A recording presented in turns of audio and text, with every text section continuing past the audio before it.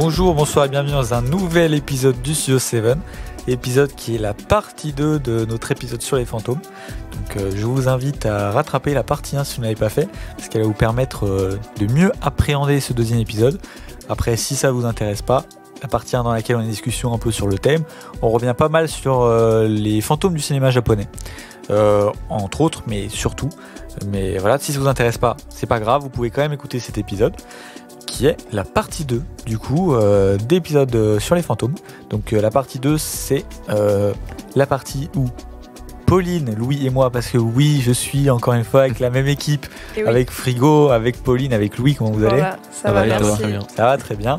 Donc je disais où Pauline, Louis et moi choisissons un film, on va le proposer à Frigo et puis on va essayer de le vendre au mieux. Frigo va regarder les trois, va dire celui qu'il a préféré et vous fera son retour d'ici 2 épisodes ou quelque chose comme ça. Écoutez, je vous propose qu'on ne perde pas une seule seconde et qu'on parte pour le premier round.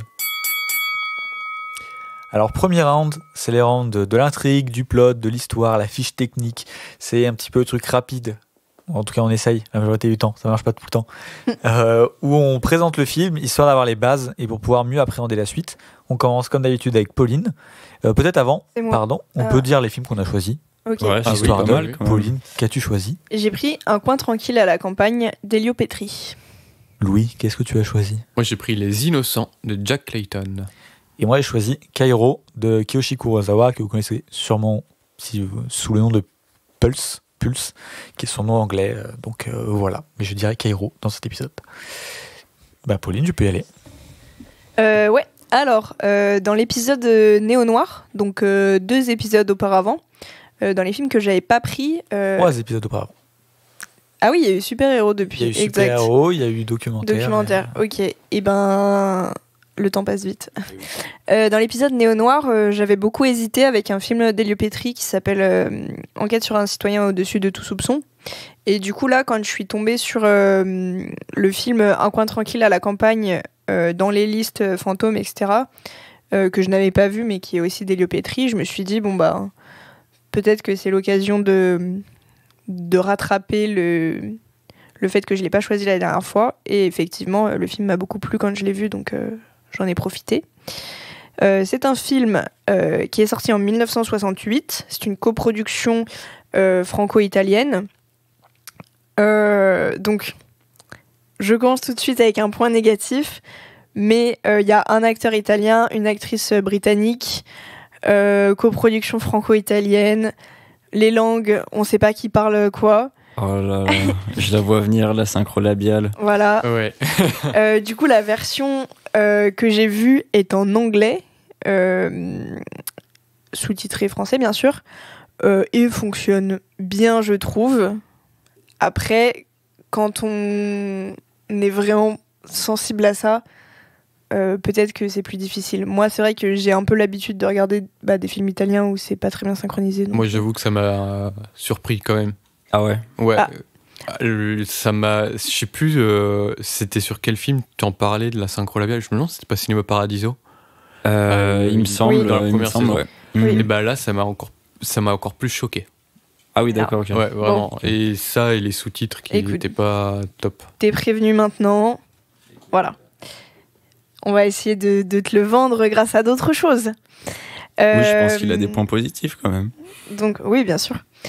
Donc, j'ai dit qu'il y avait un acteur italien, une actrice britannique. Ces acteurs, c'est Franco Nero, qui est surtout connu pour son rôle de Django, le western, pas celui de Tarantino.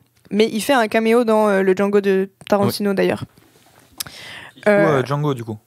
Où il joue dans le film. Dans le western Django, il joue Django. Ouais. Ok, je vois, du coup. Et Vanessa Redgrave, qui, elle, est assez connue quand on s'intéresse au genre de film qu'elle a fait, pour avoir joué dans Blow Up de Michelangelo Antonioni. Je pense que ça parle pas forcément à tout le monde, Vanessa Redgrave dans Blow Up, mais voilà. C'est une actrice qui a fait plein de trucs, et les Redgrave, c'est une grande famille d'acteurs et actrices de cinéma. C'est ça. Des népo... Sisters, Brothers, Babies, tout ce que vous voulez. Mais immense. Hein, vraiment. Bref, de quoi parle Un coin tranquille à la campagne, puisque c'est le but de ce round. question. Alors, c'est l'histoire d'un artiste, un peintre très exactement, qui fait des trucs chelous et notamment des rêves chelous parce que c'est un artiste, donc il est un peu bizarre. On le voit jamais prendre de la drogue, mais franchement, ça pourrait. Et en fait, son grand problème, c'est qu'il est en panne d'inspiration. Il n'arrive plus à peindre. Il est chez lui avec sa maîtresse et au final, il tourne un peu en rond. Et du coup, il décide d'aller s'exiler à la campagne pour essayer de retrouver l'inspi. Et du coup, sa maîtresse, qui est plus ou moins aussi son agent, manager, enfin voilà, elle s'occupe de lui trouver une villa hyper chic où elle dit voilà, tu pourras travailler ici avec des gens un peu des bourgeois, etc. Et lui, ça l'intéresse pas trop, en fait, il a juste envie qu'on le laisse tranquille. Du coup, il va aller faire un petit tour dans la campagne et il va tomber sur une maison, une immense maison abandonnée, enfin du moins qui a l'air abandonnée. Il tombe un peu sous le charme de cette maison, enfin voilà, il l'explore, etc. Et en fait, quelqu'un lui dit que, je crois que c'est le jardinier. Ouais. Le gardien, ouais. Le gardien, enfin voilà, qui lui dit que, en fait, la maison, elle est à l'abandon depuis que son ancienne propriétaire est décédée. Et que voilà, enfin, il peut. En gros, lui, il propose de l'acheter. Et du coup, il dit, ok. Et donc, au lieu d'aller dans la villa choisie par sa manager, il s'achète cette maison-là et il se met un peu à faire des travaux pour la réhabiliter et en se disant que ça va lui redonner l'inspiration pour peindre. Mais en même temps, il va devenir un peu obsédé par cette femme qui est morte dans cette maison, enfin dans le jardin de la maison plus exactement, du coup, qui est déjà morte quand il arrive et qui n'est pas présente là, mais du coup, il y a cette idée de son esprit qui hante un peu les alentours. Il essaye de percer le mystère de cette femme, il devient un peu obsédé par ça, il va questionner des gens sur elle. Voilà, il se rend compte que tout le monde la connaît plus ou moins et est au courant, mais il y a une espèce d'omerta sur ce qui s'est réellement passé, etc. Et du coup, c'est elle, en fait, le fantôme de l'histoire. Hein. C'est cette femme qui va venir le hanter et on sait pas trop s'il sombre peu à peu dans de la folie. Enfin, il va devenir vraiment obsédé par ça. Il va organiser des séances de spiritisme pour essayer de rentrer en communication avec elle, alors que de base, il est là pour peindre. Et voilà. Et il se passe quand même des petites choses surnaturelles et tout. Il entend des objets bouger à un moment et tout. Ouais. Il y a sa maîtresse qui ressent des trucs aussi, comme si elle était attaquée. C'est ça, il y a un truc qui est récurrent tout au long du film, c'est que du coup sa maîtresse, elle vient quand même le voir dans cette nouvelle maison, un peu pour lui dire, je sais pas, bouge-toi le cul ou des trucs comme ça. Et en fait, à chaque fois, on a l'impression que la maison l'attaque. Enfin, genre s'il y a une armoire qui tombe, ça va être sur sa gueule. Enfin, voilà. Et comme si l'esprit de la femme qui hante la maison rejetait la présence d'une autre femme qu'elle par rapport à cet homme qui vient l'habiter. Et voilà. Ok. Alors, j'ai l'impression que tu allais un peu vite dans l'explication du film et que tu m'as pas donné l'année. Si, je l'ai dit, c'est 1968. Ok. Et j'ai pas dit le temps, par contre. Ouais. Il fait 1h46. Et il est disponible sur Univers Ciné en streaming, pas location. Ah, cool ça. Donc en gros, si vous avez un abonnement Univers Ciné, c'est gratuit et je crois que vous pouvez même prendre, il doit y avoir un mois gratuit ou un truc comme ça. Si vous voulez le regarder, c'est pas de la location en plus, quoi. Okay. Du coup, c'est quoi? C'est un peu un truc en mode trip psychologie ou c'est un peu horreur ou... C'est assez difficile à résumer. Je vais prendre les mots de Variety à la sortie du film, qui est un grand journal américain, qui a dit que c'était un intellectual horror pic. Donc en gros, voilà, film d'horreur, mais tout est très intellectualisé, très spirituel. Du coup, c'est pas genre le truc qui va te faire peur, ça reprend beaucoup d'éléments de l'horreur, enfin tu sais, la maison hantée, les trucs comme ça. Mais en fait, son propos, c'est beaucoup autour de l'art, de la création, donc je saurais pas trop dire un genre. C'est du thriller psychologique, je dirais. Ok.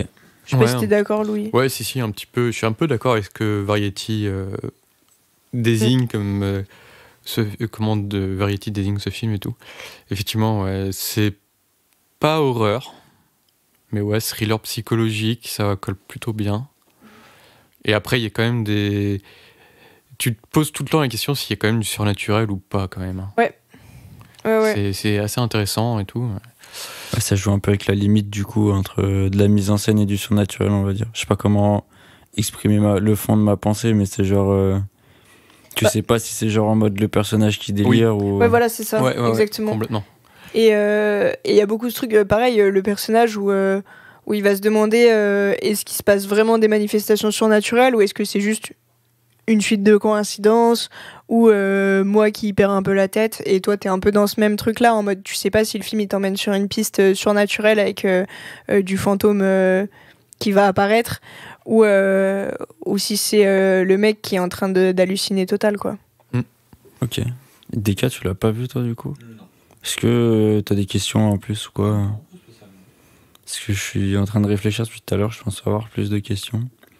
Si tu m'as dit, c'est passé en Italie du coup? Ouais, c'est vers Milan. Ok. Oui, et son coin tranquille à la Il campagne. part de Milan et après. Et vers Venise, non? C'est pas ça? Il n'y a pas un panneau Venise de toute façon, ça doit être entre les deux, quoi, oui, c'est entre ça, c'est Milan entre et les deux, Venise. je crois. Et du coup, c'est dans un univers, entre guillemets, totalement fictif ou ça s'attache bien à la réalité? Bah, tu perds un peu contact avec la réalité avec lui. Après, c'est un film qui est très restreint dans son environnement. C'est-à-dire que même au début, il est dans sa maison, il en sort pas vraiment. Il pète son câble dans sa maison avec... Une sorte de huis clos, du coup? Plus ou moins. Genre, il y a quand même il y a des changements de décor, mais c'est toujours des endroits très fixes. Il va rendre visite à d'autres gens pour leur poser des questions, mais voilà, on est toujours dans des intérieurs avec assez peu de personnages. Donc, il y a pas trop ce lien... Enfin, si, à un moment, je crois, il va dans un bar, un peu pour justement demander est-ce que vous connaissez, tout, machin et tout. Mais il y a quand même... Enfin, ça peut être totalement fictif, comme non... Du fait de l'isolement du personnage, on se pose pas trop la question. Ok. La question, elle me vient juste de me faire penser à un truc. Le film est un peu à rapprocher du Horla de Maupassant, je trouve. Et pas... Où c'est un élément fantastique qui arrive vraiment dans la vie posée d'un type, en fait. Il y a vraiment, et que le type va devenir plus ou moins fou et tout. Enfin, il va arriver des trucs. Et on sait pas si ça se passe dans sa tête ou s'il y a vraiment des éléments surnaturels, quoi. Ok, d'accord. Et donc, ouais, c'est... Et niveau accessibilité, tu le mettrais que... où? 5, 6. 6, moi, je dirais quand même. Ouais. Ah ouais, si peu? Bah, ouais. Vraiment, c'est assez spécial comme conception. Je pense que j'en parlerai un peu plus dans la seconde partie, mais c'est... En fait, c'est assez inhabituel. Genre, moi, quand je l'ai vu, j'étais... Genre, je sais pas, ça m'a provoqué des choses inhabituelles. Par rapport à la narration? Ouais, la narration, puis là où ça t'emmène, en fait, t'es un peu perdu, ouais, tu t'attends à rien et à tout en même temps.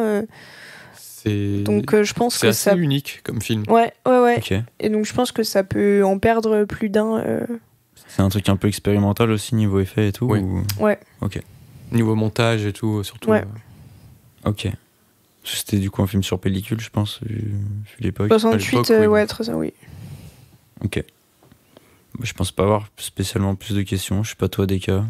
Non, mais en tout cas, je trouve ça intéressant à chaque fois les films qui traitent de. Est-ce que ce que tu vois, c'est du fantastique, ou est-ce que tu sais, où ça te fait douter toujours du personnage? Est-ce que, enfin bon, vous avez l'idée quoi. Ouais. Et je trouve ça toujours intéressant.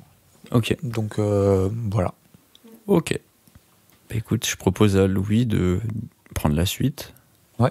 Très bien. Moi, je vais donc parler des Innocents de Jack Clayton, film britannique sorti en 1961. Ok. Donc, le plot. On est en Angleterre, fin du 19e siècle. Miss Guidance est engagée pour être gouvernante dans un manoir à Bly. Elle est engagée par un riche célibataire pour garder et faire l'éducation donc, de son neveu et de sa nièce.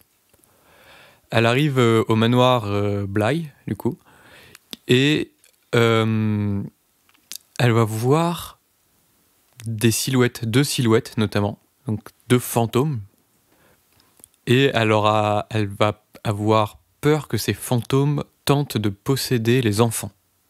Ok. J'en dis pas plus, notamment sur l'identité des fantômes, tu le découvriras durant le film, et voilà. Juste peut-être préciser qu'ils sont éduqués par leur oncle, Oui, c'est parce ça, que oui. leurs parents C'est 2 orphelins. sont morts, voilà. Ok. Les enfants sont 2 orphelins. Ok. C'est une adaptation d'un roman court qui s'appelle Le Tour d'écrou d'Henry James, qui est un roman culte dans le fantôme, dans l'univers, dans le genre fantastique. Et quand on cherche livres qui traitent du fantôme, ce livre-là revient régulièrement. Et le film dont il est adapté aussi. C'est un film qui est en noir et blanc, 1h40. Scénario coécrit par Truman Capote, donc qui est un immense romancier américain à l'époque. Grand scénariste et qui avait été blacklisté. Oui, parce qu'il était homosexuel, notamment. Ok. Mais voilà, il a coécrit le film. Donc film en noir et blanc, je te l'ai dit. Et le film a inspiré plein d'autres œuvres après, notamment un film qui s'appelle Les Autres de Alejandro Amenábar, je crois, et qui a inspiré aussi The Haunting of Bly Manor, une série Netflix. J'ai oublié le showrunner, alors que j'aime beaucoup ce qu'il fait, et qui est en fait une adaptation aussi, une nouvelle réadaptation. Finnegan. Si, c'est ça, Mike Finnegan. Et donc The Haunting of Bly Manor. Flanagan. Ouais. Et donc sa série The Haunting of Bly Manor est une nouvelle adaptation du Tour d'écrou et d'autres romans fantastiques d'Henry James. Et c'est petit aparté sur cette série et sur The Haunting of Hill House, qui est plus ou moins la première saison.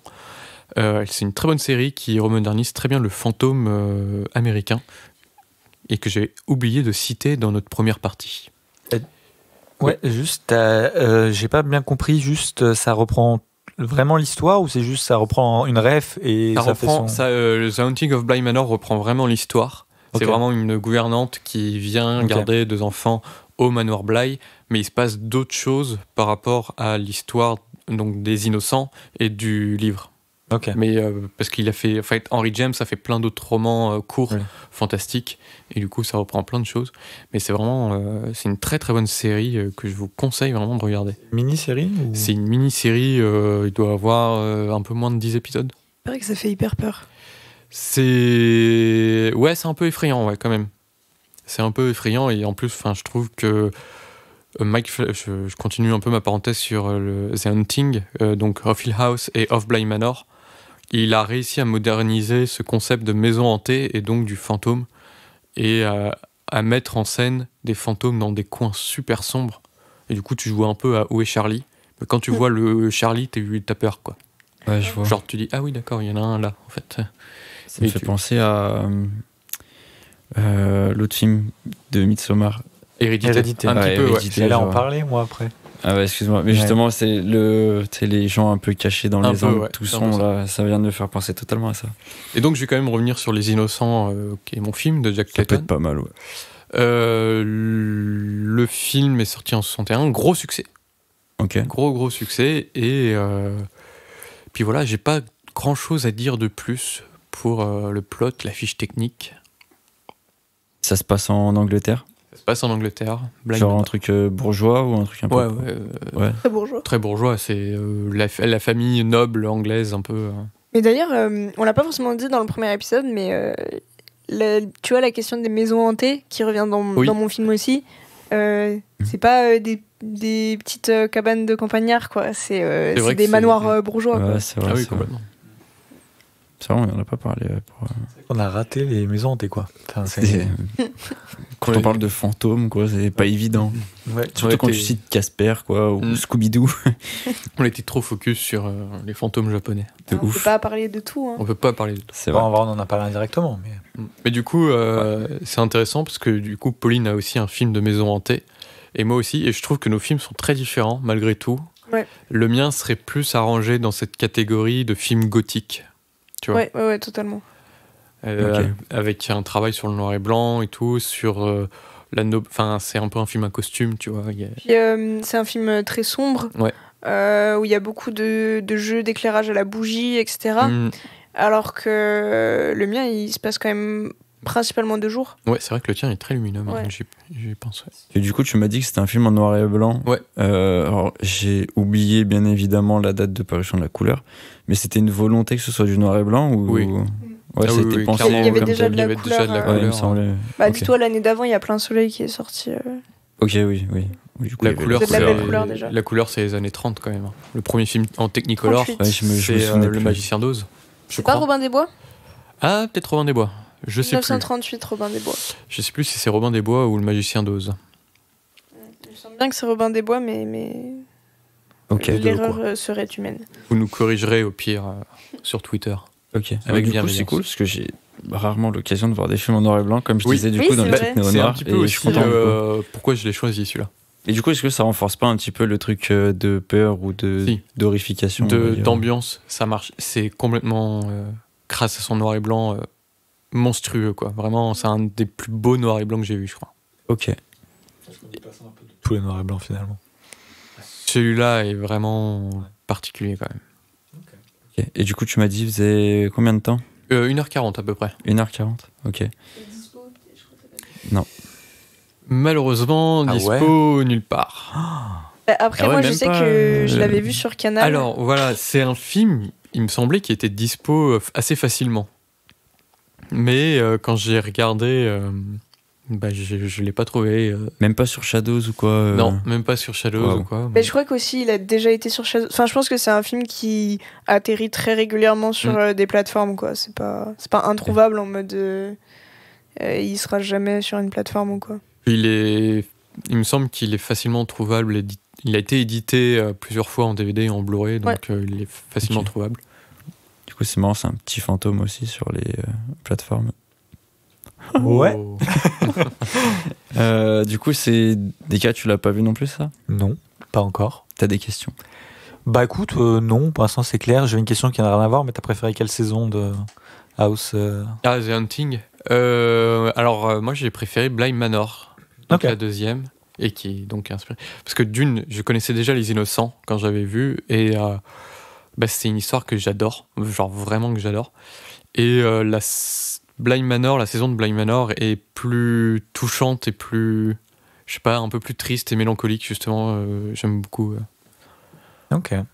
Non, voilà, c'était tout, c'était ma question. Ok. Et niveau accessibilité, du coup, tu... On est sur du quasi 10 sur 10 en vrai. Hein. Ah ouais Ah Ouais. ouais, très accessible. Ok. T'as quelque chose à ajouter, toi, Pauline, ce qu'il a pu dire pour l'instant ou... Non, c'est un excellent film et voilà, j'ai peur de perdre, mais.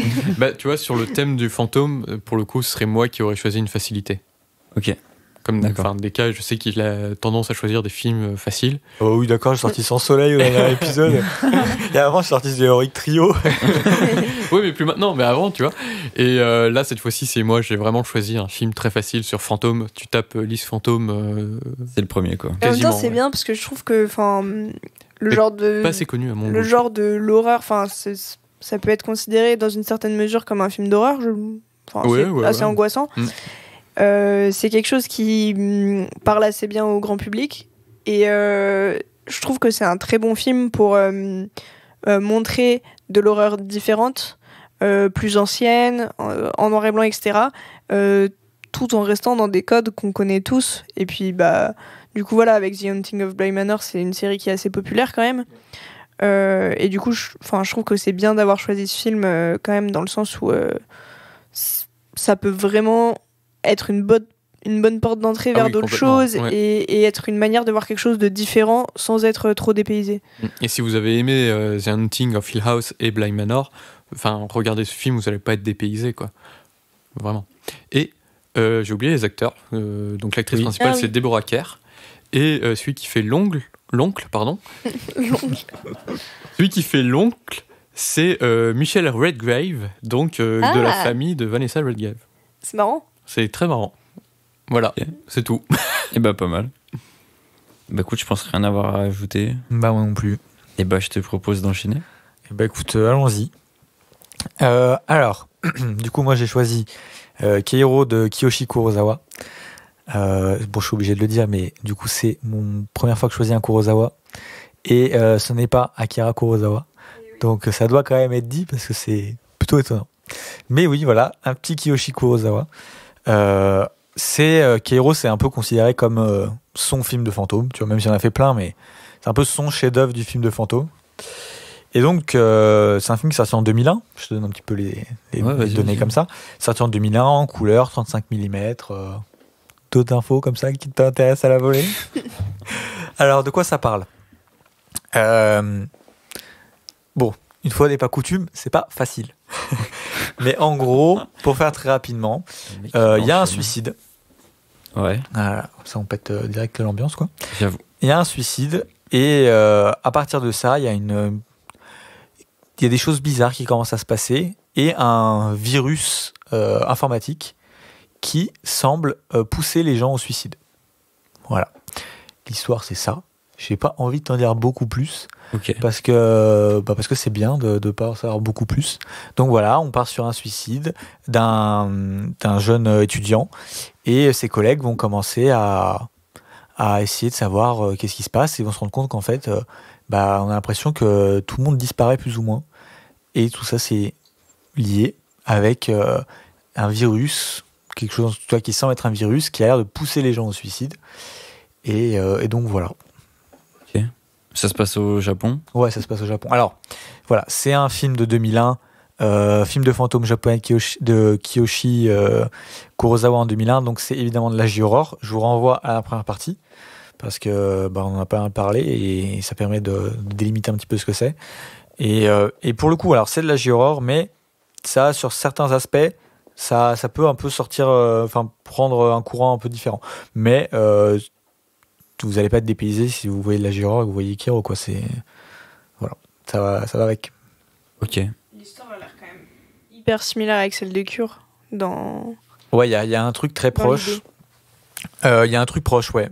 Il y a aussi un peu cette idée de presque pas de virus, mais tu vois. Ouais, de contagion, genre. Ouais, dans Cure, mais ouais, ça ressemble un petit peu.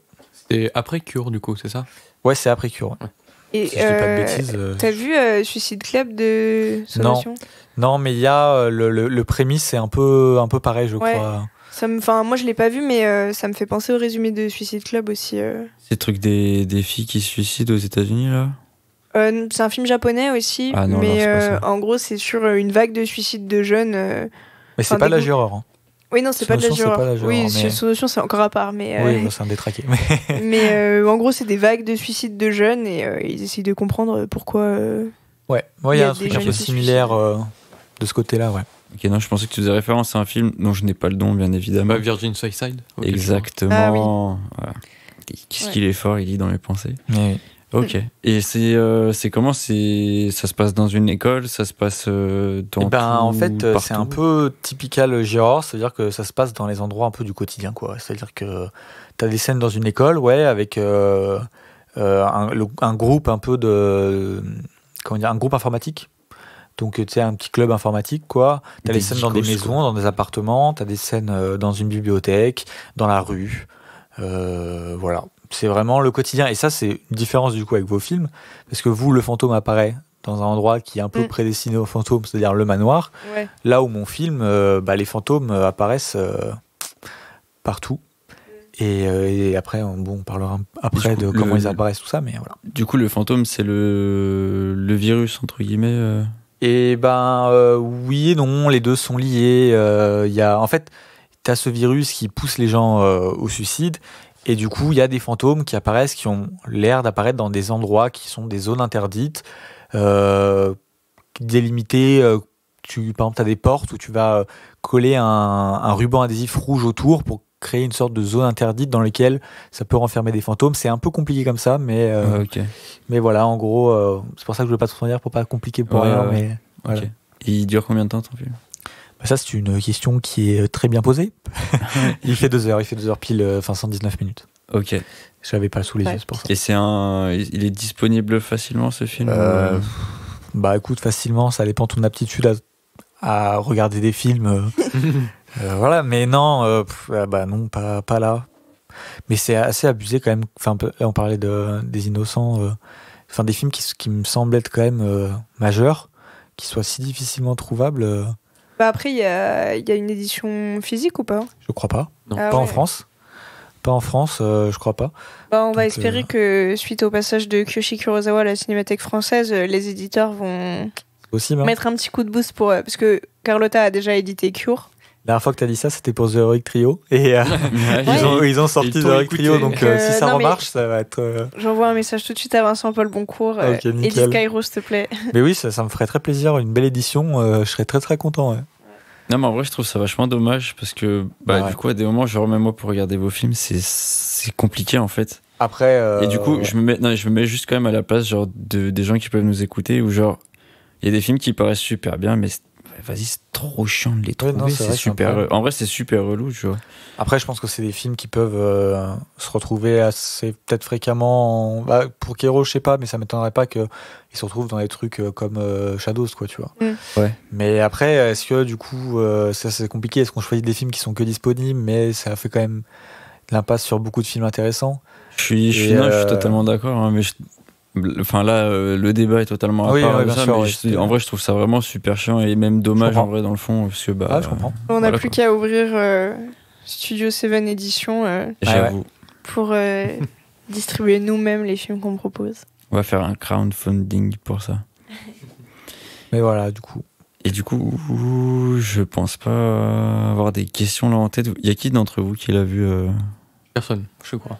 Est-ce que vous avez des questions vous, en plus Non, bah j'ai hâte de le voir en vrai parce que j'ai beaucoup aimé Cure. Ouais, J'ai moi vu un aussi. autre Kiyoshi Kurosawa, mais qui n'est pas du tout dans sa veine horreur, dont j'ai perdu le nom. Tokyo Sonata. Oui, Tokyo Sonata exactement. Qui est beaucoup plus tranquille entre guillemets comme Ouais. film. Ah ouais. Donc je suis très curieuse, mais qui est très bien aussi hein, d'ailleurs, je l'ai pas dit mais voilà. Donc je suis très curieuse de voir Kairo qui effectivement est assez réputé, enfin les gens qui aiment beaucoup Kiyoshi Kurosawa, qui ont vu pas mal de ses films, ils en parlent souvent comme un de ses meilleurs, donc très très Je crois hâte. qu'il est très proche de Cure, même dans la forme et tout. Les deux ont beaucoup de points communs, donc en général, si t'aimes Cure, tu vas beaucoup aimer Kairo, et si Ouais. t'aimes pas Cure, il y a quand même de grandes chances que t'aimes pas, quoi. Ok. Voilà. Et tu lui donnerais quelle note d'accessibilité du coup Là, je dirais 7. Ce Ouais. qui est, je trouve, assez faible pour un film d'horreur, en vrai. Mais c'est que, en vrai, non, je sais pas. Ouais, 7 parce que c'est pas ce qu'il y a de plus conventionnel en film d'horreur, je dirais. Ok. C'est expérimental aussi du coup, un peu comme le film. Non, Halloween, non, non. je dirais pas que c'est expérimental, non. Ok. C'est vraiment de la J-horror, donc mais c'est moins accessible par exemple que Ring, je pense, par sa forme qui est peut-être un peu vraiment un peu moche, je dirais. En fait, il y a un truc dans l'image, dans la photographie de Kiyoshi Kurosawa qui est un peu le cas dans Cure, c'est que son image est très tu sais, il y a beaucoup de bruit dans l'image. Ouais, ok, je C'est vois. assez c'est- sale, c'est terne. C'est très terne, très sale. Presque des fois, t'as du mal à distinguer les choses. Ce qui, du Après, coup- ouais. paradoxalement, ces cadres sont très travaillés. Non, mais bien sûr. Mais du coup, ça va évidemment avec son propos. Oui, oui. Quand sur un Bien film de sûr. fantôme, le fait que t'as du mal à distinguer les ombres, les trucs, et ça joue évidemment, et ça c'est parfait, quoi. Ok. Donc voilà, après, c'est peut-être cet aspect-là qui peut repousser, et puis le fait que c'est des fois peut-être un peu compliqué. Si j'ai un conseil à te donner, il y a pas mal de personnages au début qui sont introduits. Essaye de bien les situer et bien les repérer, parce que du coup, après, t'as 3 arcs, en gros. Enfin, t'as plusieurs arcs. Et Cell, Freezer. Non. Non, mais en gros, t'as plusieurs narrations en parallèle. Et si dès le début, t'as pas réussi à capter qui est qui, tu peux un peu après avoir du mal à dire attends, lui, c'était celui qui était avec lui. Ah, ok. Enfin, voilà. Donc, essaie dès le début, concentre-toi un peu sur quel personnage. Petit conseil pour mieux appréhender le film. Ok. Voilà. Du coup, c'est marrant parce que dans la première partie, on disait que du coup, les films de fantômes, c'était pas forcément des films d'horreur. Ils vont me proposer 3 films d'un peu horreur ou épouvante. C'est vrai. Et je trouve Oui. ça assez marrant du coup, parce que ça dénote totalement de ce qu'on a dit dans l'épisode, enfin la partie d'avant quoi. Ouais, mais après, pour le coup, moi j'ai pris un film japonais et dans la J-horror, les fantômes sont tout le temps des films d'horreur, tu vois. En même temps, Donc, J-horror. Ouais, voilà. Bon. Donc, et puis même, non, après les films un peu plus vieux, c'est pas vraiment enfin, pas dans le même genre, mais c'est vrai que, ouais. Non, c'est pas grave. Non, mais mais c'est j'aurais pu juste prendre que- Ghost Story, c'est sûr que là on n'aurait pas été dans l'horreur, mais. Non, Ouais. c'est vrai, c'est vrai. Ouais. Ok. Bah écoute, je pense pas avoir plus de questions là qui me viennent en tête. Il y a des acteurs peut-être qui ont. Non, on retrouve un tout petit peu dedans Koji Yakusho qui est l'acteur principal de Cure. Oh. Mais on le voit 5 minutes au début, 5 minutes à la fin. Ok. Dommage parce qu'il est très stylé. Ah, mais il est Il est. très stylé aussi dans Kairo. Hein. Franchement, c'est le même. Hein. On dirait presque que c'est le même personnage et qu'il y a un lien. Mais en vrai, je pense pas. Mais Ok. après, les autres acteurs, j'avoue. Il est moi, sorti je- avant ou après Cure? Après. Il est sorti. Cure, c'est 97. Ah oui. Kairo, c'est 2001. Et les autres acteurs, j'avoue, ils m'ont pas parlé. Je sais qu'ils ont fait des films tous plus ou moins connus. Mais bon, moi, ils m'ont pas parlé, quoi, en tout cas. Encore Ok, une ok. fois, on a une belle sélection, je trouve, de Ouais. films très différents quand même. Alors, je vais quand même pas vous mentir que, entre guillemets, il y en a aucun d'entre vous qui m'attire le plus parce que j'ai pas envie d'avoir peur. T'aimes pas avoir peur? En vrai, vraie question. Le mien fait pas peur. Hein. En fait, c'est. C'est vrai que- Ah ouais? Non, le sien, il fait pas peur. Non, Ok. comme j'ai dit, il reprend des codes de l'horreur avec la maison hantée et tout, mais ça fait pas peur. Ok. C'est plus un peu malsain, quoi. Ok, d'accord, ouais, je vois. En fait, c'est bizarre parce que c'est pas vraiment que j'aime pas avoir peur ou quoi, mais c'est juste que, genre, j'ai un peu une vision des films d'horreur où je m'ennuie souvent devant, en fait. Et que, en fait, j'ai pas envie de me poser devant un truc pour avoir peur. Je sais pas si tu vois ce que je veux dire. Du coup, bon, j'ai un peu reculons, mais enfin, c'est normal, quoi, on va dire. Désolé du coup, parce que Kairo, c'est le film que j'ai vu qui m'a fait le plus peur. Bah écoute, peut-être que ça sera pareil pour moi. Mais bon, en y réfléchissant quand même, je pense que le film de Louis, vu que c'est du noir et blanc et que en vrai de vrai, j'ai grave envie de voir des films en noir et blanc, il est temps, tu vois. Après, entre le tien et celui de Pauline, en fait, il n'y a rien à voir entre les deux films. Et je pense que le tien, il me tente plus, des cas. Ça Ouais. fait longtemps que j'étais pas autre chose que Et dernier. après, celui de Pauline. Mais en vrai, c'est un peu égalitaire. Ok. Juste rien à voir. Mais en parlant d'acteur, je viens de repenser que j'ai reconnu un acteur dans Heroic Trio. Ah ouais? Est-ce que tu te souviens dans Shaolin Soccer, le vieux qui fait que de fumer? Ouais. Et bah, il est dedans. Putain, oui, exact, il est Ok, d'accord, j'ai pas Genre cité. vraiment, il apparaît à l'écran et il disparaît, on le revoit plus jamais. Et je me Ok. fais, mais pourquoi? Combination de Ah oui, films. j'ai pas cité. Je sais pas Tu pourquoi il deviens me un vrai revient en tête, cinéphile, là. hein. Hein? Tu deviens un vrai cinéphile. Hein. Waouh! Tu J'ai perçois tous pas les son acteurs et nom, tout. c'est. Non, mais On est bon, des personnages déjà ça. secondaires de films hongkongais. Ouais, là. non, mais tu te rends compte. Ah, Non, mais en vrai, c'est dinguerie un peu. C'est incroyable. Vraiment. Et bah écoute, deuxième Bon. round? Et bah, deuxième round. Alors, le deuxième round, c'est le round. En fait, je dis ça comme s'il était prédéfini, alors que ça change tout le temps. Et le fourre-tout. Mais finalement, on a décidé que ça allait être encore un fourre-tout dans lequel on allait parler un peu de comment étaient traités les fantômes dans notre film. Et Mal, plus. du coup. Non, très très bien. Autant pour moi là. C'est magnifique. Et et puis voilà, donc. Vaincre un peu frigo, quoi. Bah, exactement. Donc, vas-y, Pauline, donne tout. Alors, sur la question du fantôme, donc, je pense que j'ai déjà un peu répondu en présentant le synopsis. Mais en gros, dans la première partie sur les fantômes, l'épisode de la semaine dernière, donc, je parlais de films comme Laura de Top Preminger ou Rebecca d'Alfred Hitchcock, où le fantôme était une personne absente. Et d'ailleurs, c'est marrant parce que les deux sont aussi des films noirs. Et on a fait un épisode où on parle du film noir, du film néo-noir, etc. J'invite à aller l'écouter. C'est un très Ouais. bon épisode. Donc il y a plein de liens entre nos épisodes à tisser. Et donc là, la figure du fantôme, bah, c'est ça en fait. C'est une personne qui est absente et qui est absente depuis absolument le début du film, mais qui va générer une obsession, fascination quasi morbide chez le protagoniste. Après, la différence entre Laura et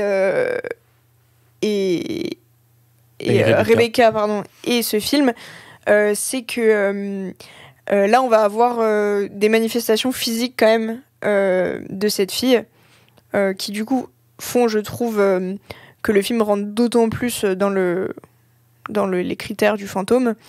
Après, comme on a dit tout à l'heure, c'est des trucs, on sait jamais vraiment si c'est des hallucinations ou des manifestations surnaturelles.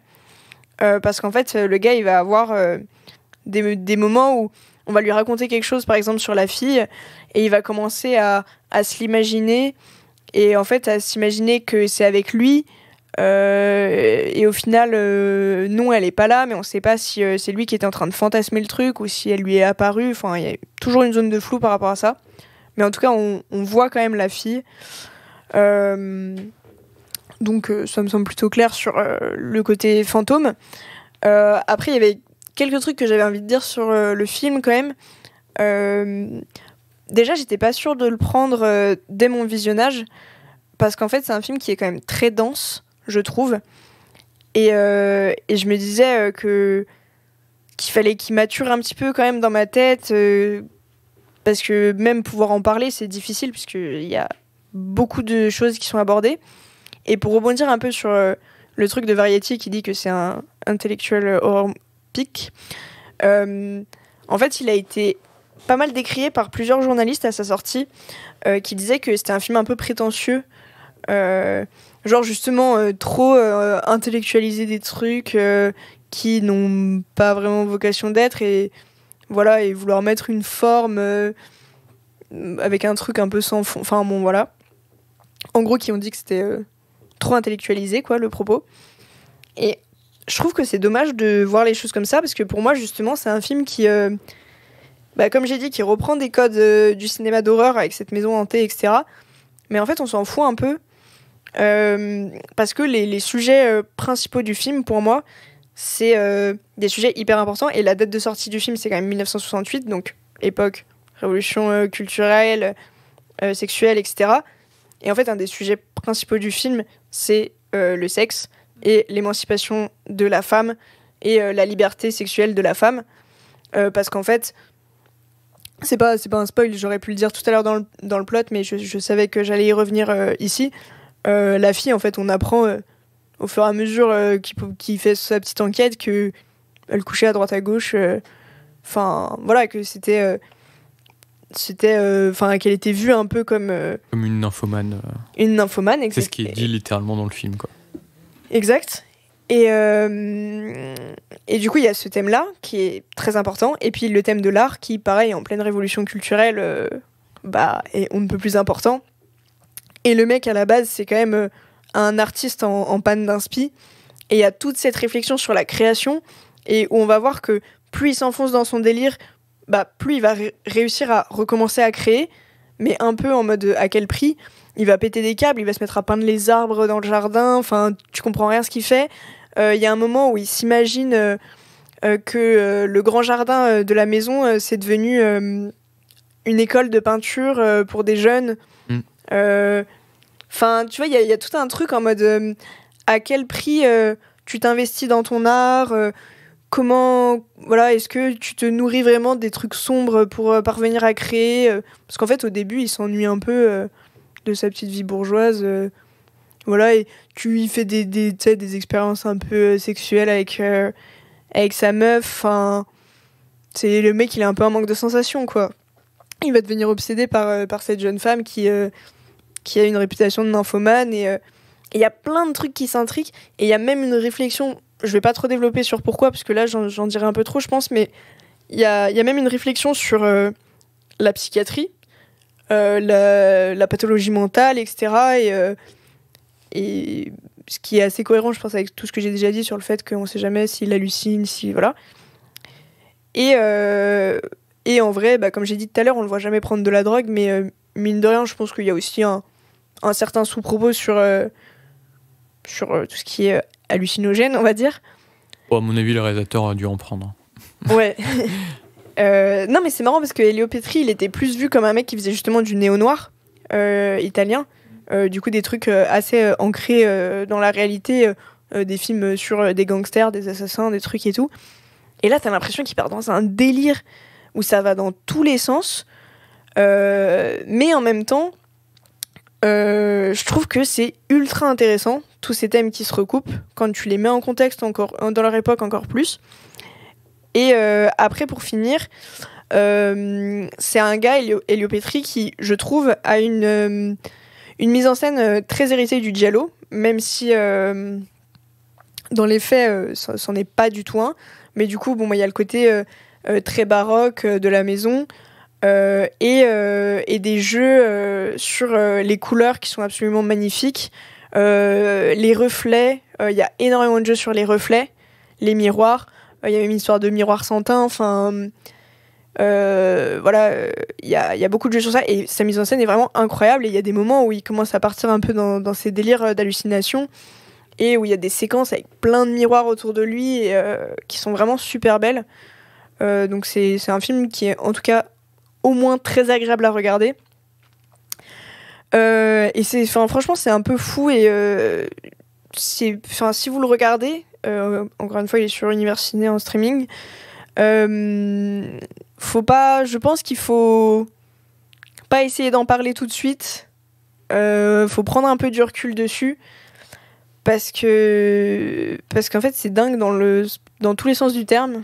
Pas forcément aussi chercher à comprendre certains trucs et tout, parce que faut le laisser mûrir un petit peu, faut y réfléchir un peu. Oui, voilà, c'est ça. C'est le genre de film où ça vaut le coup d'essayer de creuser un peu les pistes qui te lancent et pas juste se dire ouais, c'est un film un peu pompeux, comme ce qui a pu être dit à sa sortie. C'est un film un peu pompeux qui veut faire genre le mec artiste perché.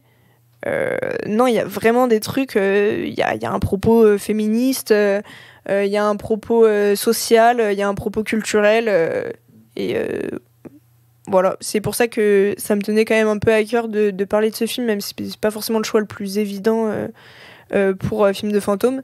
C'est que, en fait, je le connaissais pas avant de faire mes recherches pour cet épisode, alors que je suis quand même assez fan de cinéma italien. Et c'est c'est une assez grosse claque en fait pour moi comme découverte. Donc voilà. C'est un film qui te met un petit taquet et tout. Et il est très intéressant de voir donc comment il traite le fantôme. Mais le personnage, je trouve aussi que le personnage principal, il est hanté par cette femme, mais il est aussi hanté par ses propres obsessions sexuelles. Oui. Et c'est super intéressant aussi de voir aussi que le fantôme, donc l'être qui hante quelqu'un, prend aussi une autre forme qu'une personne morte, tu vois. Tu vois ce que je veux dire ? Là, je t'avoue que je suis un peu perdu. En gros, si tu veux, le personnage principal a deux fantômes. Le fantôme à la fois de la femme morte et de lui-même un peu. Et de lui-même un petit peu, en tout cas de son obsession sexuelle.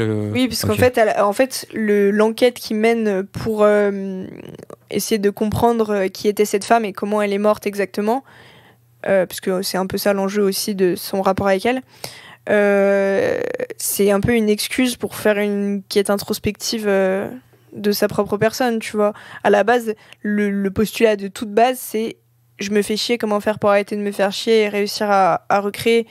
Et au final, l'enquête, c'est juste un prétexte pour lui pour trouver réponse à ses propres questions en s'intéressant à quelqu'un d'autre, quoi. Ok.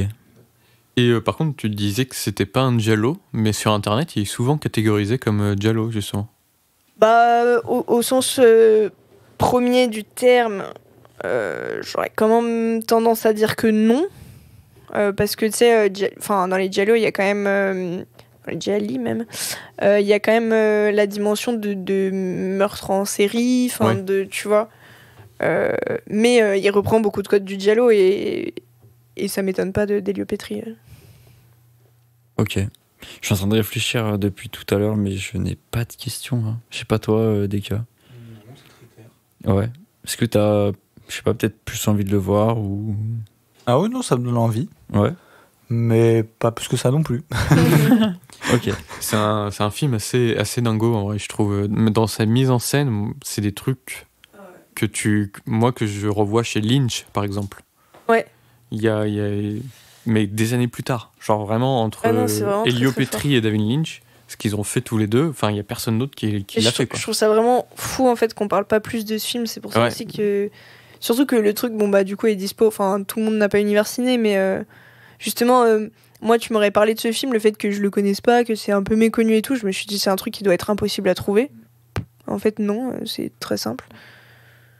Et la musique est faite par Ennio Morricone. Exact. Ah oui, d'accord. Qui signe, du coup, son premier... Enfin, en tout cas, le retrouver dans un film d'horreur, plus ou moins. C'est super étonnant et je trouve que sa musique colle vachement bien. Ouais. Ok. Alors juste par contre, ce que tu me parles beaucoup d'effets ou quoi, c'est j'ai pas de référence du coup de film de 1960, donc je peux pas essayer d'y rapprocher à quelque chose. Mais du coup c'était du travail sur pellicule. Ouais. Donc c'était genre je sais pas moi par exemple, c'est tu vas voir des personnages un peu fantomatiques. Non. Mais il y a un moment où, sans en dire trop, lui, il se dédouble plus ou moins. Enfin, on le voit en 2 fois dans le même plan, on va dire. Mhm. Et je pense que c'est un jeu de superposition de pellicule, à mon avis. Ok. Enfin, j'ai pas creusé plus que ça, mais je vois pas trop comment d'autres ça aurait pu être fait.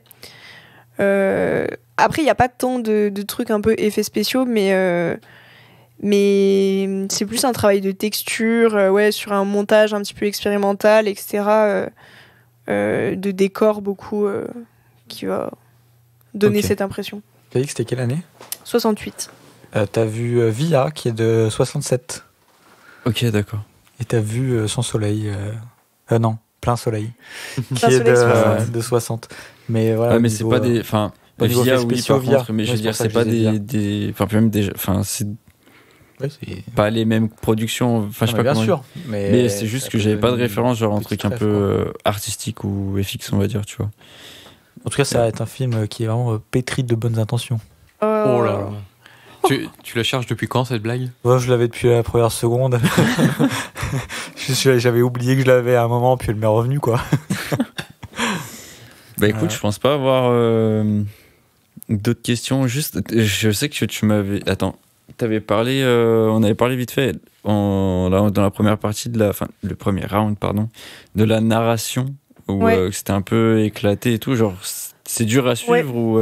Non, c'est pas dur à suivre. L'enquête, elle suit son cours quand même. Mais parfois, tu sais plus si t'es dans la réalité, dans l'hallucination, slash vision, slash rêve du personnage. Et d'ailleurs, ça s'ouvre sur une séquence où au début, tu crois que c'est vrai. En fait, tu sais pas si c'est un rêve ou si c'est vrai. Enfin, Ouais, le début est un peu brouillon au niveau narration et Ouais. tout. Faut vraiment que tu ça t'accroches. te plonge direct dans le truc en mode justement cette frontière floue. C'est pas progressif. C'est genre dès le début, C'est ça, ouais. tu sais pas trop. Ok. Bon bah je pense pas avoir plus de questions. Je pense que toi non plus, Deka. Non. Et bah écoute Louis, je te propose de continuer.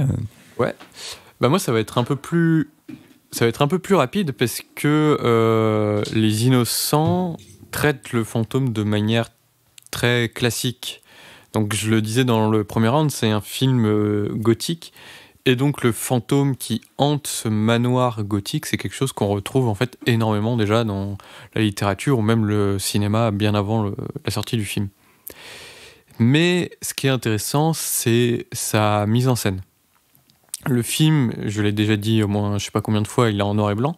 Et le travail de la lumière apporte toute l'ambiance. C'est un peu comme les trucs de clair-obscur, du coup, c'est quoi, M. le Maudit Un Nature, peu, ouais. Il y a une petite inspiration expressionnisme allemand et tout. En plus, je sais pas, peut-être plus moderne. Enfin, du coup, comme c'est quasiment 20 ans plus Peut-être tard. 30 ans après. Ouais, c'est ça, quasiment. Et là où le film de Pauline marche, l'ambiance marche énormément par son montage et tout, un peu psyché et tout. Là, celui-là, son ambiance marche par sa lumière, son image. Vraiment, c'est cette lumière à la bougie, quand il y a des fantômes qui apparaissent, c'est magnifique. Vraiment, vraiment, vraiment très très beau. Et tu sais pas non plus où se situe la réalité et l'hallucination en fait. Parce qu'il n'y a que le personnage principal qui voit ces fantômes. Mais ça reste des fantômes très classiques en vrai. Enfin, ils n'ont pas un drap avec des chaînes et tout, mais c'est des apparitions très classiques. Donc c'est des effets de pellicule aussi Pas du tout, c'est des acteurs en fait qui apparaissent et puis qui disparaissent. Genre vraiment, une des apparitions les plus connues, c'est l'apparition à la fenêtre d'un des fantômes, où en fait t'as l'actrice principale avec une bougie, même pas, elle est derrière un rideau, et en fait derrière elle, il y a devant la fenêtre, et derrière elle apparaît petit à petit le visage d'un homme en fait. Ok. Et donc voilà, et la lumière est très belle, je trouve, parce que le visage se compose petit à petit au moment en fait, où il rentre petit à petit dans la lumière et tout. Terrifiant quand même. Au début, tu le distingues à peine, puis tu le distingues un peu plus et tout. Jusqu'à ce que d'y réfléchir, ça m'effraie en vrai. Pour le coup, premier degré. Et le film marche trop bien, justement. Son ambiance un peu anxiogène et effrayante comme ça marche trop bien, alors qu'il date de 61. Il est plus effrayant que certains films d'horreur actuels. Genre vraiment, vraiment, vraiment. Il y a toute une scène angoissante comme pas possible, où il y a donc un travail de lumière, mais il y a un travail du son aussi, où le personnage va entendre des rires, des pas et tout dans tous les sens. Et c'est angoissant, vraiment angoissant de fou, quoi. Ok. Et donc, voici pour le traitement du fantôme, qui reste très classique. Et j'ai pas grand-chose à dire pour te le vendre beaucoup plus, quoi. C'est un film tout simple, ouais, et qui marche trop bien, car il a été bien fait, tout simplement. C'est un huis clos ou pas? Je Ouais, sais plus si un petit peu. Ouais. Ok. C'est un grand huis clos quand même. Enfin, t'as le début où c'est l'entretien d'embauche donc de cette gouvernante avec l'oncle. Et après, elle arrive à Bly Manor et tout. Et puis t'as le huis clos à Bly Manor, donc le manoir et le jardin. Ok, ouais. Un peu, tu peux rapprocher ça à la structure de Shining, un peu. Oui, un petit peu, ouais. C'est vrai que ça. Je n'ai pas vu, mais je vois très bien de quoi tu parles. C'est vrai que maintenant que j'y pense, c'est vrai que c'est un peu la même structure Shining. Ouais. Et ce que je trouve bien aussi, c'est que le film, il laisse beaucoup de choses en suspens. Oui. Il cherche pas à tout prix à te donner des réponses. Et c'est agréable dans le film. Ouais. Et à la fin, t'as pas les réponses non plus. T'as pas forcément toutes les réponses, mais du coup, ça fait que c'est un film qui te reste en esprit parce que c'est très basé sur son atmosphère. Donc, voilà. J'aurais un défaut à lui trouver quand même, c'est son personnage principal devine trop vite ce qui se passe. Ok. Genre tout de suite, elle est même limite, tu vas dire, mais en fait elle est complètement parano, quoi, la meuf. Ok, ouais. Et du coup t'es un peu en mode ouais, enfin. Mais ce serait le seul petit défaut un petit peu dans la narration que je pourrais lui trouver, parce que sinon tout le reste, ça marche trop bien, quoi. Vraiment, okay. Pendant le début, tu rentres un peu dans l'histoire tranquillement, et une fois qu'il y a les premiers trucs qui arrivent, là, ah ouais. Et la musique est trop bien. T'as une ritournelle un peu enfantine qui est un peu, qui te met pas bien non plus. Et le début est très très cool, je trouve. Le générique de début est très très chouette. Ok. Donc voilà, j'ai pas grand chose à te dire à part que c'est un. Voilà, quand il y a des films tout simples, à l'ambiance vraiment superbe, bien faite et tout, il n'y a pas grand chose à te dire pour te le vendre, quoi. Vraiment, il faut le voir. Ok. Voilà. T'as quelque chose à ajouter, toi, Pauline, ou pas? Non, en fait, je voulais laisser Louis finir parce que j'ai oublié de dire un truc sur mon film qui, je trouvais quand même un peu important, enfin, comme info. C'est que c'est basé sur une nouvelle qui s'appelle The Beckoning Fair One, qui est une nouvelle d'un écrivain qui s'appelle Oliver Onions. Si vous avez des vannes à faire, c'est le moment. Et qui est, en gros, c'est sur, ça a été très réécrit par Elio Petri et son co-scénariste pour en plus adapter ça à la période années 60, etc.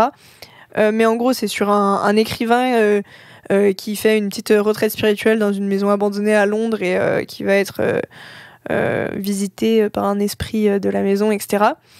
Mais pour la petite info, cette nouvelle est considérée par Lovecraft comme une des meilleures histoires de fantômes de la littérature anglaise. Donc c'est quand même pas rien. D'accord. Et apparemment c'est une nouvelle qui est très connue dans le milieu de la littérature fantastique. Donc je trouvais ça important de le repréciser, ça m'est revenu à l'esprit après, désolé. Tu as 2 adaptations de romans très connus du fantastique, fantôme. Ouais. Ok. Est-ce que Deka, toi, t'as des questions ou pas? Non. Tout est clair et net. Et je te propose d'enchaîner du coup. Ouais. Allez. Alors, revenons sur Keiro de Kiyoshi Kurosawa. Il y a beaucoup de trucs que Louis a dit qui m'ont fait penser à mon film. Du coup, je pense qu'il y a des liens entre les deux. Ouais. Que ce soit de la manière dans laquelle apparaissent les fantômes, de manière progressive et tout, parce que il n'y a pas vraiment d'apparition de fantômes dans Kairo, dans le sens où le fantôme est pas là, et bam, il est là, ou des trucs comme ça, tu vois. Tout est très... comment dire, l'apparition se fait progressivement en fait. Jamais tu vas être surpris par l'arrivée d'un fantôme, tu le vois venir à des kilomètres et il n'est pas là pour te surprendre, il va petit à petit apparaître à l'écran, et ça faisait penser à ce que tu me disais. T'as des scènes en fait, comme on parlait tout à l'heure de la photographie de Kurosawa, qui est très très, comment dire, terne, brouillon, un peu comme ça. Et en fait, des fois, les fantômes, ils sont déjà à l'écran. Et il faut juste qu'ils te mettent le doigt dessus pour que tu vois qu'il est là, tu vois. Et du coup, ça me faisait penser à Hérédité. Parce qu'en fait, il y a vraiment un moment dans le film où tu commences à devenir complètement parano et où tu scrutes les angles, les coins, les ombres, les reflets, les trucs, parce que tu te dis, ok, ils sont partout, tout le temps, ils sont là, tu vois. Et du coup, ça m'a fait penser évidemment à Hérédité.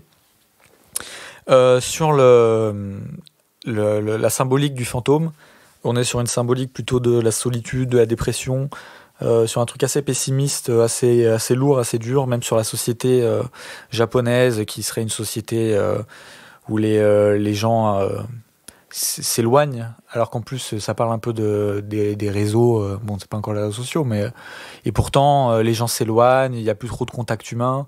Donc on est vraiment sur un truc très pessimiste de la société japonaise, et voilà, enfin franchement le traitement, je trouve, de la solitude, de la dépression, je trouve ça assez brillant et assez frais, mine de rien, comme façon de faire. Donc les fantômes de ce côté-là sont très bien utilisés, je trouve. Alors sur comment ils sont, leur apparence, ça, du coup, pour le coup, là, ça sort un peu de ce qu'on a l'habitude de voir au Japon. C'est-à-dire qu'on n'est pas sur la jeune fille aux cheveux longs, noirs, etc. On est plus, du coup, sur la représentation à la Francis Bacon, tu vois. Avec des visages un peu flous, ternes, etc. En fait, on est plus sur... Qu'est-ce qu'il y a, Pauline? Je te vois non, mais je viens de me rappeler d'un truc de ouf, mais dans l'intro, dans le générique de début de mon film, il y a un tableau de Francis Bacon. Il y a plusieurs tableaux qui sont montrés. Il y en a même plusieurs de Donc Francis vraiment, Bacon. on revient à Francis Bacon tout le temps. C'est un truc de fou quand même. Ouais, mais du coup, en fait, les fantômes sont juste des entités un peu floues, c'est des ombres. Un peu, du coup, comme dans l'échelle de Jacob, que j'avais présenté pour l'épisode d'Halloween. Ah, tu l'avais pas vu. Ouais. Et je te dirai lors de mon retour. Ouais. Et donc voilà, qu'est-ce que je peux rajouter d'autre au niveau fantôme, en fait, donc il y a les fantômes, évidemment, les personnages s'il y a un peu une rupture petit à petit de la frontière entre vivant et fantôme. Bon, ça fait un peu cliché comme ça, mais que le vivant et l'humain là est aussi lui-même un fantôme, etc. Ça va avec tout ça. Je crois qu'ils sont à Tokyo, si je dis pas de bêtises. Là, en tout cas, ils sont dans une ville japonaise et elle est pour le coup vraiment fantomatique. Donc je te le dis, mais de toute façon, tu t'en rendras compte très vite. Tu ne vois jamais un passant dans ce film, donc tu ne vois que tes personnages. Et au début, tu t'en rends pas compte vraiment, tu vois, mais tu te dis c'est bizarre, il manque un truc, quoi. Tout paraît vide et tout. Et en fait, c'est normal, c'est que il y a juste pas de patients. Et du coup, ça a été filmé à Tokyo, je crois. Et en fait, ils ont réussi à se débrouiller pour filmer à des moments, à faire des stratagèmes pour arriver à filmer la ville sans jamais voir un passant. C'est trop intéressant. Une prouesse technique. Hein, dans Kyo aussi, il filme Tokyo sans ses habitants. Et je trouve ça pas comme comme là. Hein. Je trouve ça trop intéressant de filmer dans une des plus grandes villes du monde, que ce soit en termes de population ou de superficie, et de la rendre vide. Je trouve ça génialissime. Là, quand tu verras Kairo, tu verras qu'au niveau vide, on est sur du vide. Hein. Du coup, ça va évidemment avec le propos, ça va avec la solitude, le tout. Enfin, ça marche très très bien. Mais ça fait un mood très bizarre. Et du coup, je disais que c'est un film qui fait très peur. Et oui, parce qu'en fait, tu deviens vite parano. Et en fait, il arrive à te créer des situations où tu sais ce qui est arrivé, mais c'est tellement bien fait, bien amené, que c'est ultra angoissant. Je disais que sa représentation des fantômes, elle sort un petit peu de ce qui est traditionnel au Japon, mais il y a quand même des scènes qui rappellent des choses d'avant. Alors sans spoiler, mais tu verras qu'il y a une scène où en fait les déplacements du fantôme, du coup, eux, sont le rappel, par exemple, on parlait de la femme chat, parce que c'est un déplacement très bizarre, un peu acrobatique, etc. Mais en même temps, voilà. Donc tu verras que tout ça, ça rappelle ça.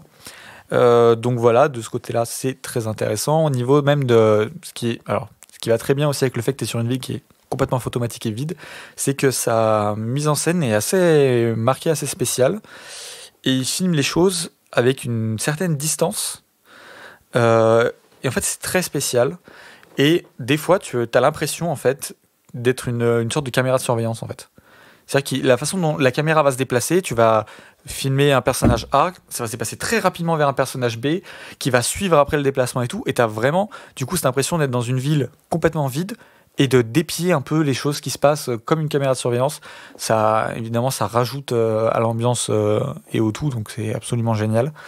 Qu'est-ce que je peux rajouter d'autre c'est vraiment un film de dingo. Vraiment, genre, c'est flippant, et vraiment, j'ai rarement peur dans des films, pour pas dire presque jamais, mais là, pour le coup, ça m'a... Ouais, des fois où t'es pas serein quand même. Ouais. Alors que tu sais que tu vas pas être surpris. Tu vois, tu sais qu'il y a... Tu te dis que non, rien va apparaître à l'écran d'un coup, il n'y a pas de jumpscare, non, il n'y a pas de tout ça. Mais il va te mettre dans des positions où tu as presque l'impression d'y être et tu te dis, putain, c'est réel, quoi. Il joue aussi beaucoup sur les points de vue, donc ça, tu le verras avec le site, etc., sans en dire plus. Mais il y a vraiment tout un jeu des points de vue, de observer, observant et tout ça, c'est très bien fait. Tu as aussi ce truc au tout début, ils voient, c'est vraiment dans les toutes premières minutes, ils ont l'impression de reconnaître un visage sur l'écran, sur une image. Donc là, ça renvoie aussi à tout ce qu'on disait à l'imaginaire donc du coup qui était aussi là au début de la J-horror, de trouver des gens sur des images, quoi. Enfin, des fantômes sur des images alors qu'ils n'ont pas lieu d'être. Ouais. Donc ça va très bien aussi. Il y a une deuxième, on va dire, grille de lecture, un peu, qui renvoie directement à Hiroshima.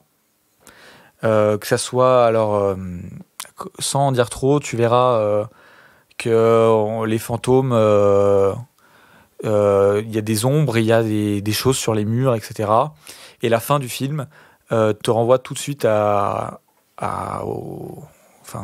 Hiroshima, quoi, ce grand événement très marquant. Et du coup, ça ajoute quelque chose. La fin est assez spéciale.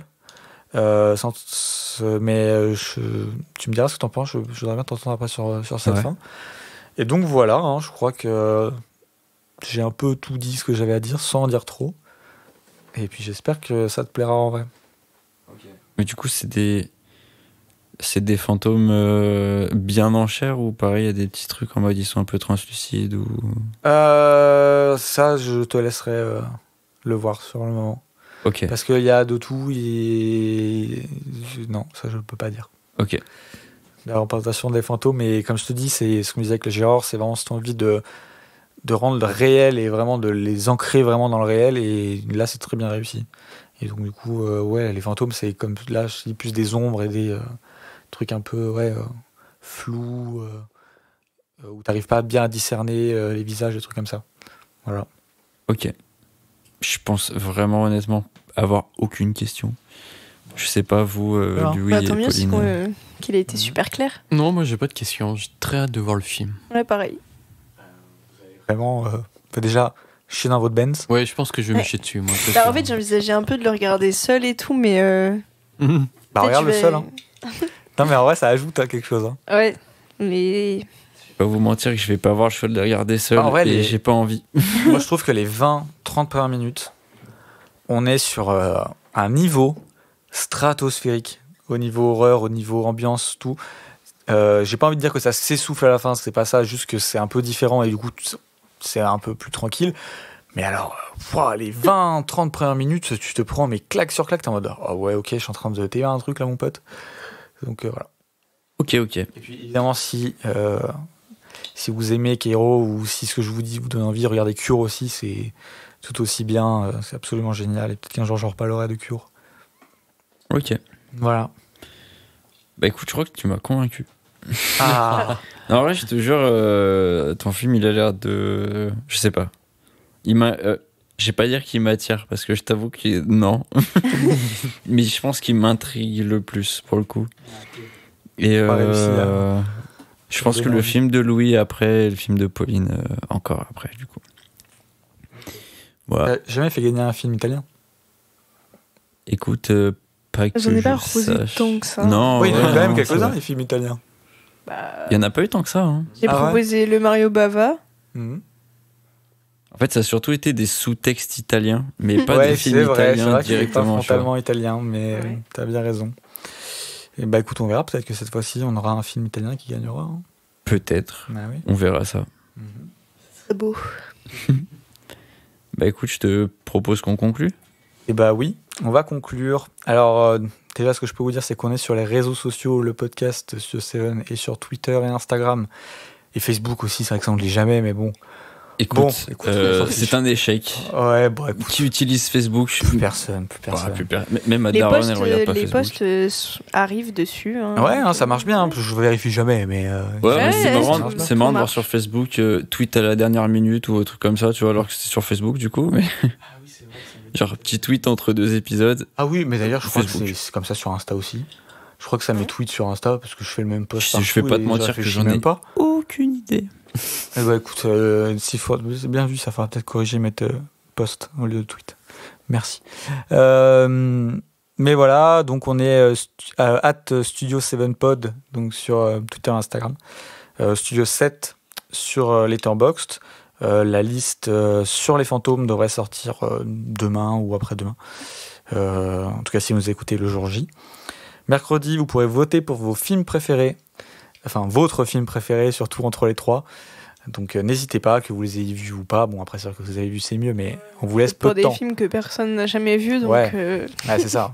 Mais bon, Ouais, après, mais on ça vous... peut être celui qui vous tente le plus. Oui, après, Oui, je vous pense qu'il y a pouvez, beaucoup de gens aussi qui votent sans Oui, les avoir vus et sans les avoir écoutés. Oui. Juste parce qu'ils voient leurs films qu'ils aiment bien. Mais bon, C'est écoute, vrai, c'est vrai, ça c'est fait vrai. partie du truc. Ouais. Voilà, je peux aussi vous dire que le podcast est affilié à l'association Super Seven, que vous pouvez retrouver sur le site internet super7.fr, mais aussi sur Instagram et Twitter. Je vous laisserai chercher ça rapidement, c'est pas compliqué franchement. super assaut. Oui, voilà, si vous voulez nous soutenir, vous pouvez adhérer 10 €, ça permet de nous soutenir et de nous aider, c'est juste un synonyme de soutenir finalement. Et voilà. Qu'est-ce que je peux dire d'autre? Si ce qu'on fait vous plaît, n'hésitez pas à retweeter, liker, partager, mettre en story et en parler aussi dans la vraie vie, à vos Ouais. amis, à vos parents, à vos frères, à vos sœurs, à vos enfants, à tout le monde en fait. On sait jamais. Et puis à noter le podcast sur les plateformes de podcast. Ça fait toujours plaisir, ça nous aide énormément. carrément. On va faire un dernier petit tour pour donner nos réseaux. Ouais. Je vais commencer par donner le mien, comme ça après je serai libéré pour une fois. Allez, Twitter, DK24_ et Letterboxd, DK24. Voilà. ok. Je te laisse prendre la suite, Frigo. Eh ben écoute, moi vous pouvez me retrouver du coup sur Twitter à @frigobits avec un S parce qu'il y a plusieurs bits. Sur Instagram à @al_SIM et sur Letterboxd frigo_. Voilà. Twitter, Polynôme-8. Instagram, Pauline-8, Janon J-A-2-N-O-N. Letterboxd, Melvin Udall, comme le personnage de Jack Nicholson dans Pour le pire et pour le meilleur. Et voilà. Ou si elle nous a pas fait une variante J'ai pas bizarre. fait de feinte. Et Louis, vas-y. Moi, vous pouvez me retrouver sur Twitter, Instagram et Letterboxd à @loulou-8 MacDuck. Sur ce, on vous dit à la semaine prochaine pour un nouveau thème qui sera, je vous le dis, bien plus joyeux que le fantôme et qui Oui. fera moins peur. C'est Mais je vrai. ne vous dis évidemment pas le thème, vous n'avez quand même pas cru que j'allais le dire. Et donc voilà, donc à la semaine prochaine pour un nouveau thème. Salut. Salut. Bonne semaine. Cut.